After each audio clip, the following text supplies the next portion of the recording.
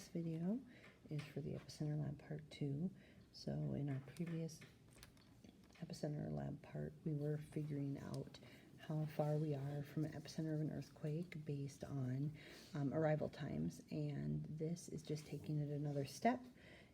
Rather than giving us the times of the P wave and S wave arrival, we're going to gather that data from seismic data. And so these are data points or data from a seismograph. And so we have data from 3 different locations. We have, this one is Chicago, Illinois, we have Tampa, Florida, and we have Wink, Texas. On our data, we can see that there is a scale of time, and then we have a P and an S, and those spikes indicate when a P wave was felt in that location and when an S wave was at that location.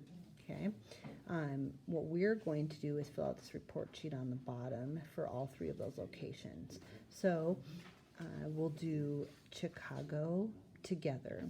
So for Chicago, we can see, we have to know what time this P wave arrived at that Chicago location. So I can see this is 2 hours and 30 minutes. I've got 1, 2, 3, 4, 5, and this is 2 hours and 35 minutes. So that tells me the longer tick marks are minutes. And then I've got 1, 2, 3, 4, 5, 6 in between. So that tells me that each of the smaller tick marks indicates 10 seconds. So for Chicago, I'm going to look at my P wave here, and it looks like it's right here, which would be 30, 31, 32, 33. So for my P wave, I'm going to write 2 hours, 33 minutes. Okay, then I need to find the S wave. So that one looks like, I'm just looking for the middle of the spike, looks like it's right about here. So we have 2 hours, 35 minutes and about 30 seconds, or you could say it was between 30 and 40 and do 35. That would work as well. So then what I'm going to do is I need to subtract the P wave from the S wave to figure out the difference between the arrival times. Okay, so this is just more of that subtraction. So I've got 2 hours, 35 minutes and 30 seconds. That's my S wave data. And I'm going to subtract my P wave, 2 hours, 33 minutes. Okay, 30 minus 0 is 30. 35 minus 33 is 2. So the difference between them is 2 hours or 2 minutes and 30 seconds. Okay, then it says distance to the epicenter. I need to know how far I am from the epicenter so that I can figure out where my epicenter is. So how do I do that? I'm going to come back to this graph. Okay, I'm going to take my piece of paper. I'm going to find 2 minutes and 30 seconds. So there's 20 and 40. I'm going to go halfway in between. And then what I'm going to do is slide this up the graph and find where it touches both lines. Let's see, that looks like it's about where it is. And I can go down one more and see if that's a little closer. Let's see. That's a little bit closer. So there's 1,000 to 400. So I know that the distance to the epicenter is 1,400 kilometers. Okay. What you're going to do in just a moment is you're going to do the same thing for the P and S wave data for Tampa and Wink. So find the arrival time of both waves, subtract to find the difference, and then use your graph to find the epicenter. Okay, you can pause this video and go ahead and do that.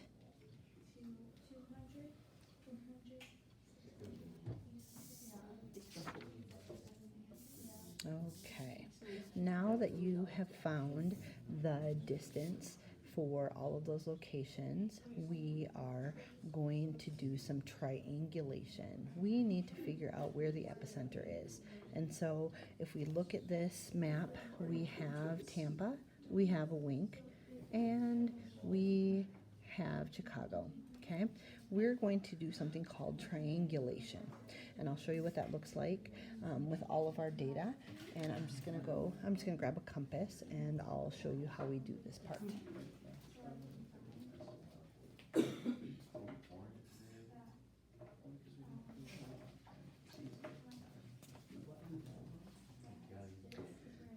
So with our data, I know that the distance from epicenter for Chicago is 1,400 kilometers. So what I'm going to do is I'm going to use a compass. You'll have to borrow one of these from me. You could come during an access period or GST and get one of these to work with and then bring it back. But I'm going to find 1,400. So on the scale, every tick mark is 100 kilometers. So I'm going to go 1,400. I'm just going to put the point and my pencil so that they mark that distance. Okay, and now what I'm going to do is I'm going to put the pointed end on Chicago, and rather than rotating the compass, I'm going to just rotate my paper. I find that that makes better circles than doing it the other way. Okay, and so now I have a circle. So what does a circle represent? What it tells me is this is the distance from the epicenter. So somewhere on this line is my epicenter, okay? However, that's a lot of places it can be. So we do what's called triangulation. And what that means is we're going to make 3 circles. Because if I have 2 circles, let's say I have a circle here, and I have a bigger circle that's here, there are now 2 points where that epicenter could be, okay?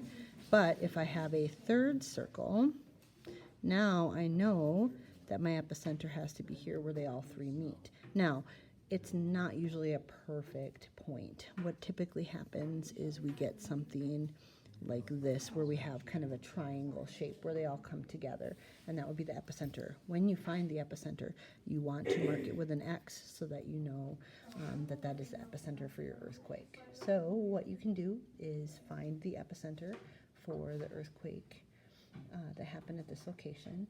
And then if you open up your packet, you will see that there is another trial to do with more of an international earthquake. So you have data from Panama, Colorado, and Mexico, and you can graph that as well, and that will be on the homework quiz. If you have questions or need help, please let me know, and I can go through this with you as well. Thank you.